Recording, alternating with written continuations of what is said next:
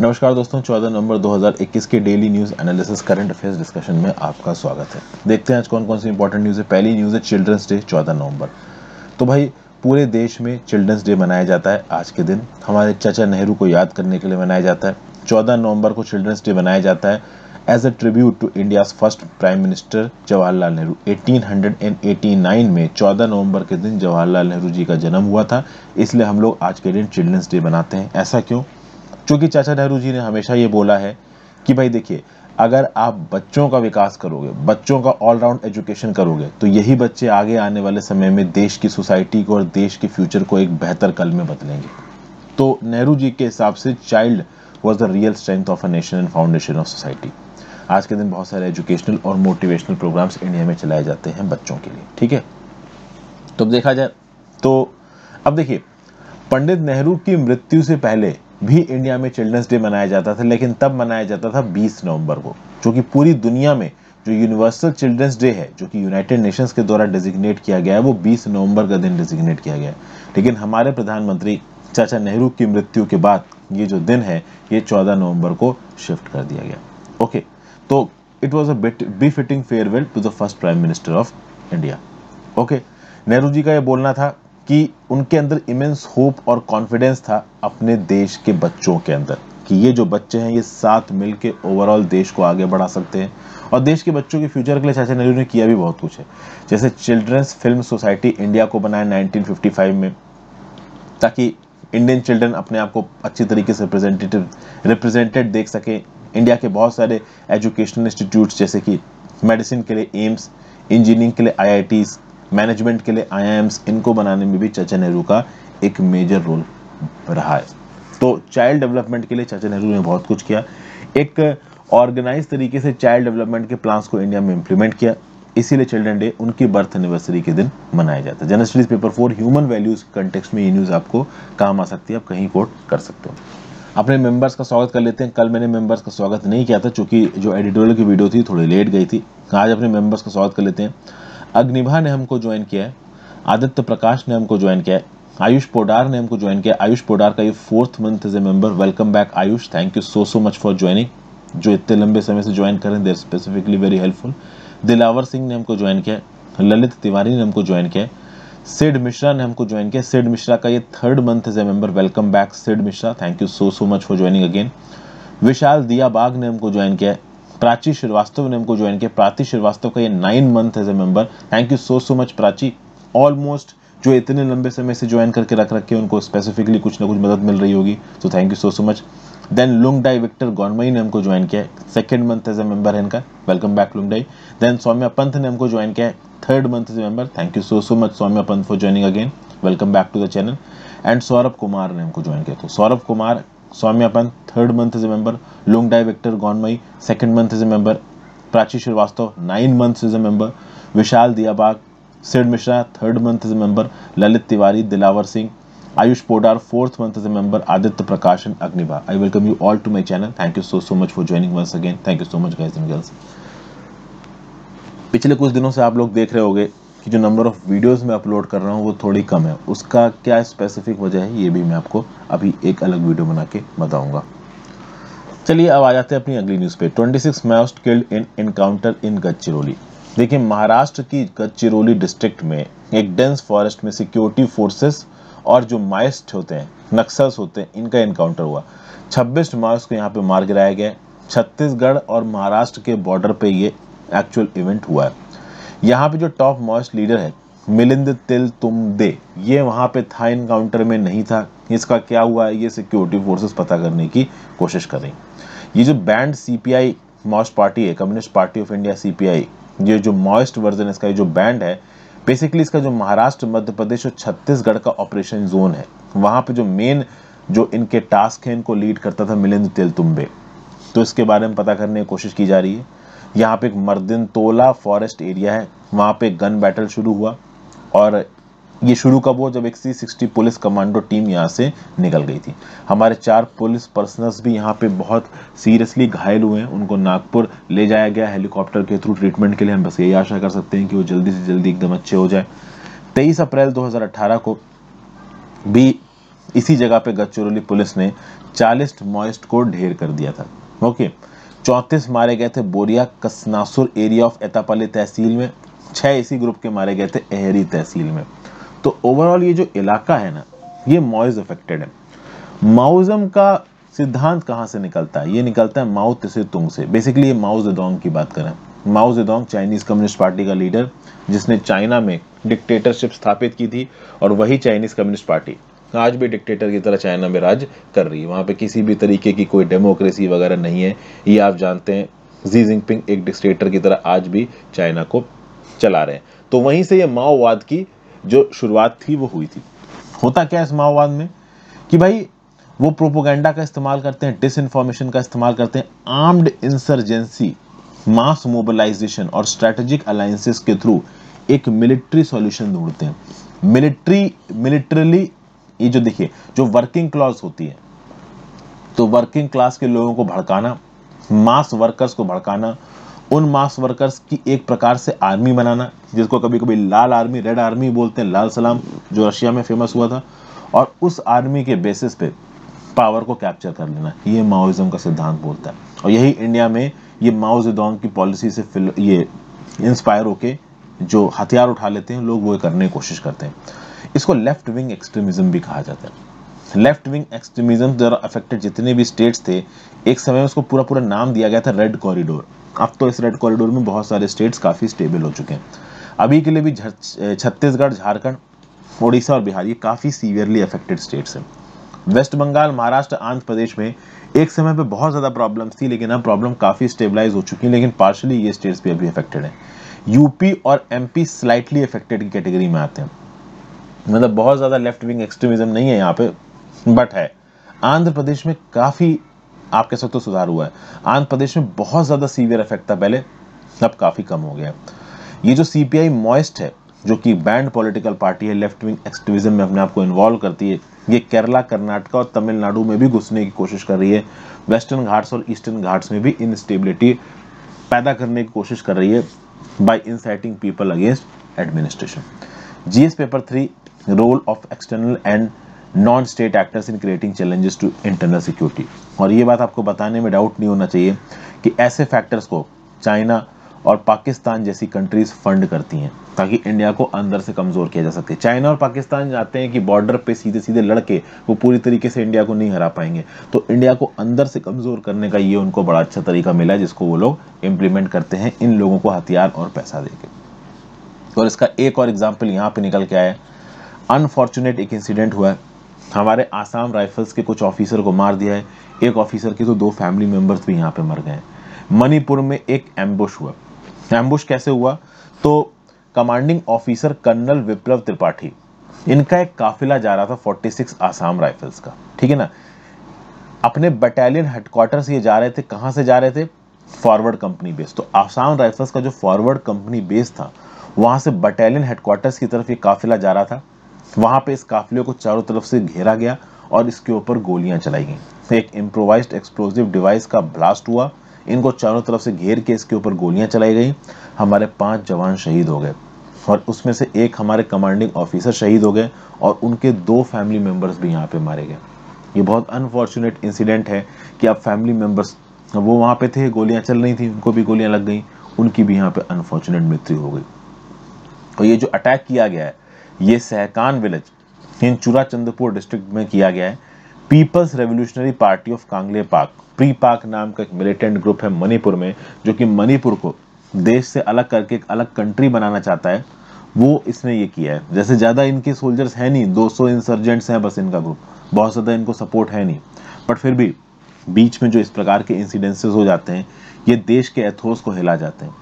ठीक है, defence minister Rajnath Singh ji ने कंडेम किया अटैक को, बोला जिसने भी ये सब किया है उसको सजा दी जाएगी। देखिए, सजा तो देनी ही चाहिए, इस प्रकार के अटैक्स को कोई भी एक्सेप्ट नहीं कर सकता, इनफैक्ट मणिपुर के लोग भी एक्सेप्ट नहीं कर सकते।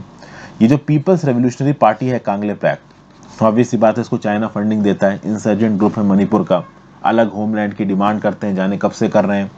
बना था 1977 में under the leadership of R K. Tulchandra, लेकिन बाद में आर.के. तुलचंद्र को मार दिया गया 1986 में।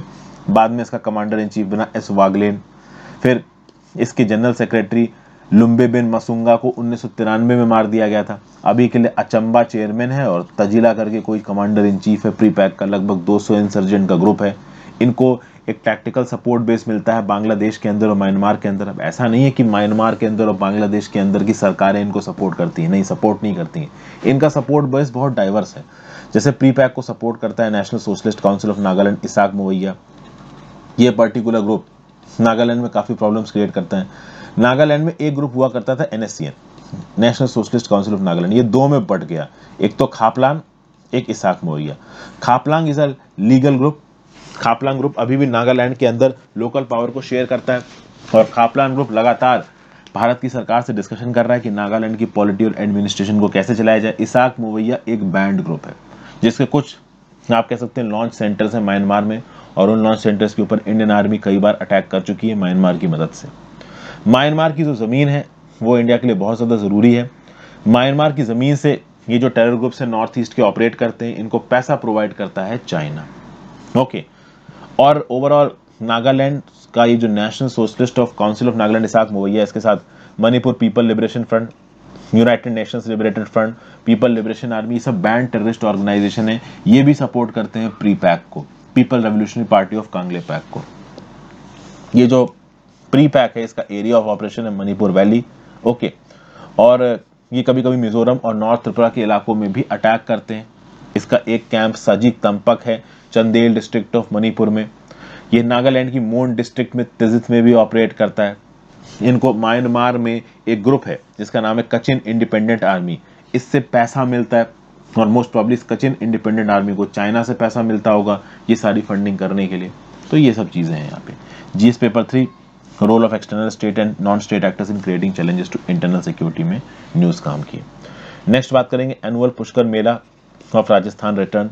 देखिए राजस्थान में पुष्कर मेला शुरू हो गया। अगर जयपुर के आसपास कोई रहता होगा तो वीकेंड डेस्टिनेशन है जयपुर से घूमने का पुष्कर। पुष्कर में एक लेक है और वहाँ पे एक बहुत फेमस टेम्पल है जिसको आप बोलते हो जगत पिता ब्रह्म मंदिर। तो वहाँ पे अक्सर कर लोग पुष्कर घूमने जाया करते हैं जयपुर से। जयपुर के पास है, काफ़ी अच्छा टूरिस्ट डेस्टिनेशन है। और इसी पुष्कर लेक के बगल में एक मेला लगता है जिसको आप बोलते हो पुष्कर फेयर, जिसको पुष्कर कैमल फेयर भी कहा जाता है। लोकली इसको कार्तिक मेला या पुष्कर का मेला भी कहा जाता है। एक annual multi day life stock fair और कल्चरल फेटे है। ठीक है भाई। 1998 में 1 मिलियन विजिटर्स आए थे यहाँ पे। हजारों की तादाद में, लाखों की तादाद में आप कह सकते हो लोग आते हैं। ये जो गांव-गांव से लोग आते हैं अपनी लाइफ स्टॉक लेके आते हैं। तो camels, horses, cows, sheeps, goats यहाँ पे लाते हैं बेचने के लिए। फिर बहुत सारी हैंडीक्राफ्ट क्लास भी यहाँ पे खुलती हैं। इन हैंडीक्राफ्ट शॉप्स में जाके आप गाँव के द्वारा बनाए हुए जो हैंडीक्राफ्ट प्रोडक्ट हैं उनको खरीद सकते हो। म्यूजिक, सॉन्ग्स, एग्जीबिशन, बहुत प्रकार की चीजें होती हैं। पुष्कर लेक के बगल में पुष्कर मेला लगाया जाता है। पुष्कर लेक को कंजर्व करने के लिए यूनियन मिनिस्ट्री ऑफ एनवायरनमेंट ने पुष्कर लेक को नेशनल लेक कंजर्वेशन प्रोजेक्ट के अंदर जोड़ रखा है। और बिल्कुल पुष्कर लेक के बगल में है जगत पिता ब्रह्मा मंदिर, जो कि आप कह सकते हो जो ब्रह्म है, जिनको जगत पिता बोला जाता है, सृष्टि का निर्माता बोला जाता है, उनका यहाँ पे मंदिर है। GS paper 1 Indian heritage and culture में न्यूज आपको काम आएगी। नेक्स्ट न्यूज है नोमैडिक ट्राइबल ग्रुप गेट्स आधार। देखिए ये जो वायनाड डिस्ट्रिक्ट है आपकी केरला की, इसका जो साउथ वायनाड वाला इलाका है वहां पे है नीलांबुर फॉरेस्ट डिवीजन। और इस नीलांबुर फॉरेस्ट डिवीजन में रहती है एक कातुपुनिया नाम की नोमैडिक ट्राइबल ग्रुप। इस कातुपुनिया नाम की नोमैडिक ट्राइबल ग्रुप के कुछ लोगों को अब तक आधार कार्ड नहीं मिले थे, उनको यहाँ पे आधार कार्ड दे दिए गए। हुआ ये कि पिछले कुछ सालों में जिन बच्चों का भी यहाँ पे जन्म हुआ उनको बर्थ सर्टिफिकेट नहीं मिला। क्यों नहीं मिला? क्योंकि हॉस्पिटल में उनकी डिलीवरी हुई नहीं। तो हॉस्पिटल से मिलता है बर्थ सर्टिफिकेट, तो उनको बर्थ सर्टिफिकेट नहीं मिला। अब जब आपके पास बर्थ सर्टिफिकेट ही नहीं है तो आपको आधार नहीं मिल सकता। तो ऐसे कुछ 18-20 लोग थे जिनके पास आधार नहीं था, उनको अभी के लिए यहाँ पे आधार दिया गया। वो किसी भी गवर्नमेंटल रिकॉर्ड में नहीं थे, अब वो गवर्नमेंटल रिकॉर्ड में आ गए हैं। क्यों? क्योंकि जो डिस्ट्रिक्ट लीगल सर्विसेज अथॉरिटी है वायनाड की, इसके सेक्रेटरी ने रिसेंटली ट्राइबल हैमलेट में एक विजिट की। विजिट के बाद उनको ये सारी प्रॉब्लम पता चली। तो pan India legal awareness and outreach campaign of national legal services authority के अंदर प्रॉपर तरीके से यहाँ पे एक कैंप लगाया गया और उस कैंप में इन लोगों को बैंक अकाउंट, राशन कार्ड, आधार कार्ड जैसी सुविधाएं प्रोवाइड की गई। और इसमें जो डिस्ट्रिक्ट एडमिनिस्ट्रेशन है, ट्राइबल डेवलपमेंट डिपार्टमेंट है केरला की सरकार का, उसने भी यहाँ पे मदद की है। जो भी केरला के ट्राइबल्स हैं इनको आदिवासी कहा जाता है मलयालम में। हालांकि आदिवासी नाम का शब्द सारे ही ट्राइबल्स के लिए इस्तेमाल किया जाता है इंडिया में, ये आपको मालूम ही होगा। केरला में जो ट्राइबल्स है वो ज़्यादातर वेस्टर्न घाट्स के माउंटेनियस इलाके में रहते हैं, कर्नाटका और तमिलनाडु के आसपास का जो बॉर्डर इलाका है वहाँ पे। अगर आप केरला पब्लिक सर्विस कमीशन की बात करो तो इसने 36 शेड्यूल्ड ट्राइब्स को अपना रिकॉग्निशन दिया हुआ है। मतलब ये जो 36 शेड्यूल्ड ट्राइब हैं वो वहाँ पे जो भी केरला में एग्जाम वगैरह कंडक्ट किया जाएगा गवर्नमेंट का, उसमें उनको एसटी का कोटा मिल जाएगा। मेजर ट्राइब्स बात की जाए अगर केरला की तो अदियान, अरंदन, एरावलन, कुरुम्बास, मलयारियन, मोपला, उराली, इरुलर, कनिकरन, कटुनयकन, कुरिचिकनन, मुथुवन। ये नाम क्यों इंपॉर्टेंट है आपको पता है, इस प्रकार के नाम कभी कभी यूपीएससी प्रीलिम्स में पूछ दिए जाते हैं। GS paper 2 welfare of vulnerable population में न्यूज काम आएगी। अब वायनाड डिस्ट्रिक्ट से एक और न्यूज निकल के आ रही है एग्रीकल्चरल फील्ड से। यहाँ पे जो राइस उगाया जाता है उसमें राइस ब्लास्ट नाम की प्रॉब्लम आ रही है। कुछ इस प्रकार के धब्बे यहाँ पे पड़ गए हैं। क्यों पड़ते हैं धब्बे? राइस ब्लास्ट फंगस, जिसको आप मैग्ना पोर्थे ग्रीसी बोलते हो, उसकी वजह से ये धब्बे पड़ जाते हैं। ओके, और इसकी वजह से जो राइस की फसल है कि बड़े मेजर स्केल पे खराब हो जाती है। ये मानू वरना जो राइस है ये एक ब्रांड न्यू राइस सिलेक्शन है। इसको केरला एग्रीकल्चरल कॉलेज ने बनाया था। 250 एकड़ वायनाड डिस्ट्रिक्ट में इस राइस की खेतीबाड़ी होती है। अब इसी मनु वरना राइस में ये राइस ब्लास्ट हुआ है, ठीक है। और ये जो ब्लास्ट डिजीज है ये हुआ है फंगस पायराकुलारिया ओरिजी की वजह से। अब ये साइंटिफिक नेम्स हैं, इनका प्रोनाउंसिएशन थोड़ा मुश्किल है, तो हो सकता है मैं गलत प्रोनाउंसिएशन कर रहा हूँ, प्लीज एडजस्ट करिए। तो ये जो फंगस है पायरिकुलारिया ओरिजी, इसकी वजह से ब्लास्ट डिजीज होती है। मनु वर्णा राइस में डिजीज हो गई। मनु वर्णा राइस केरला एग्रीकल्चरल कॉलेज द्वारा वायनाड डिस्ट्रिक्ट की 250 एकड़ में उगाया जा रहा था। अब ये फंगस आया कहां से? तो ऐसा बताया जा रहा है कुछ प्लांट्स हैं जैसे पर्पल नटसेच और एचिनियोला क्रुसेगली प्लांट, जिसको मुथुंगा और कवाड़ा भी कहा जाता है लोकल केरला में। इन प्लांट्स में बताया जाता है कि ये फंगस पायरिकुलरा ओरिजी पाया जाता है और ये फंगस हवा में फैला, इरिगेशन चैनल्स में पहुंचा और उससे पैडी फील्ड्स में पहुंच गया। और जब वो पैडी फील्ड में पहुंचा तो इस प्रकार का राइस ब्लास्ट होने लगा। जो राइस की फसल थी वो तबाह होने लगी। और भी कुछ वजह है इस प्रकार के, जो आप कह सकते हो फंगस हैं वो ह्यूमिडिटी में सर्वाइव करते हैं। 93% ह्यूमिडिटी है इस इलाके की, rainfall below 5 mm per day है। तो इसके चलते भी यहाँ पे जो ब्लास्ट है, राइस ब्लास्ट है, वो और ज्यादा सीवियर हो गया और सारी की सारी फसल वो यहाँ पे तबाह कर गया। ये जो एम ग्रेसिया नाम का जो ब्लास्ट फंगस है ना, मैग्नोपर्थरी ग्रेसिया, ओके, ये सिर्फ राइस को ही नहीं, राई, व्हीट, बार्ले, पल, मिलेट, इनको भी बर्बाद कर देता है। इसको ब्लास्ट डिजीज या ब्लाइट डिजीज कुछ भी बोल सकते हो आप। GS paper 2 cropping patterns, agriculture resources conservation, food security, हर जगह पे न्यूज आपको काम आएगी। और फाइनली ये जो अफ्रीका का साहेल रीजन है, यहाँ पे भाई देखिए हालात बहुत ज्यादा खराब हो रहे हैं। अफ्रीका के साहेल रीजन में टेररिज्म बहुत तेजी से फैल रहा है। ये साहेल रीजन कहाँ कहाँ फैला हुआ है? तो ये पूरी बेल्ट आपको यहाँ पे नजर आ रही है। इस पूरे बेल्ट में आपका ये साहेल रीजन फैला हुआ है। ओके, यहाँ कहीं से आपका इक्वेटर निकलता है, ठीक है, और ऊपर आपका कहीं पे ट्रॉपिक ऑफ कैंसर निकलता होगा। तो उसके बीच में ही कहीं पे ये साहेल रीजन है। अगर आप इसकी एग्जैक्ट लोकेशन देखो तो Senegal, Mauritania, Burkina Faso, Mali, Algeria, Nigeria, Niger, Cameroon, Central African Republic, central and southern Sudan, central Chad, South Sudan, Ethiopia, Eritrea. ये बिल्कुल एक लाइन है। यहाँ से सेनेगल आया, मॉरिटानिया, माली, फिर अल्जीरिया का थोड़ा सा साउदर्न पोर्शन, बुर्किना फासो का थोड़ा सा नॉर्दर्न फंक्शन, नाइजीरिया का पूरा सेंट्रल इलाका, सॉरी नाइजीरिया का नॉर्दर्न इलाका, चाड। तो ये पूरी की पूरी आपको बेल्ट चलती चली आ रही है। इधर सुडान के नीचे साउदर्न सुडान, यहाँ पे फैला हुआ है आपका साहेल रीजन। और इस साहेल रीजन में बहुत तेजी से टेररिज्म फैल रहा है। यूएन के जो पीस कीपिंग चीफ है, इनका बोलना है कि अफ्रीका का साहेल रीजन बहुत ज्यादा वोलेटाइल है, वहां पे इनसिक्योरिटी और इंस्टेबिलिटी ज्यादा है। टेररिस्ट अटैक में डेली के बेसिस पे लोगों की जानें जा रही हैं, मिलियंस ऑफ लोग डिस्प्लेस हो रहे हैं, बच्चे स्कूल नहीं जा पा रहे हैं, प्राइमरी हेल्थ केयर अवेलेबल नहीं है, चूंकि टेररिज्म यहाँ पे फैल रहा है। टेररिज्म यहाँ पे क्यों फैल रहा है? चूंकि इस्लामिक स्टेट और अल कायदा जैसे एक्सट्रीमिस्ट ग्रुप यहाँ पे प्रोलिफरेट कर रहे हैं। इसको रोकने के लिए जीएस साहेल फोर्स भी बनाई गई थी, जिसमें चाड, बुर्किना फासो, माली, नाइजर और मोरिटानिया की फोर्सेस थी। लेकिन ये सब मिल के भी ओवरऑल टेररिज्म को रोक नहीं पा रही हैं, क्योंकि बाहर से फाइटर्स आ रहे हैं लड़ने के लिए, लिबिया से आ रहे हैं, पॉलिटिकल अनसर्टेनिटी है, कोई प्रॉपर सरकार नहीं है, डोमेस्टिक चैलेंजेस हैं, लोग गरीब हैं, भूखे हैं, रिलीजन के नाम पे यहाँ पे बहुत ज्यादा लोगों को भड़काया जाता है। इसके चलते ये पूरा का पूरा इलाका टेररिज्म से बहुत ज़्यादा अफेक्टेड है। जीएस पेपर 2 में ये न्यूज़ आपको काम आएगी। Thank you for watching friend. ज़्यादा से ज़्यादा लोगों के साथ वीडियो को शेयर कीजिए।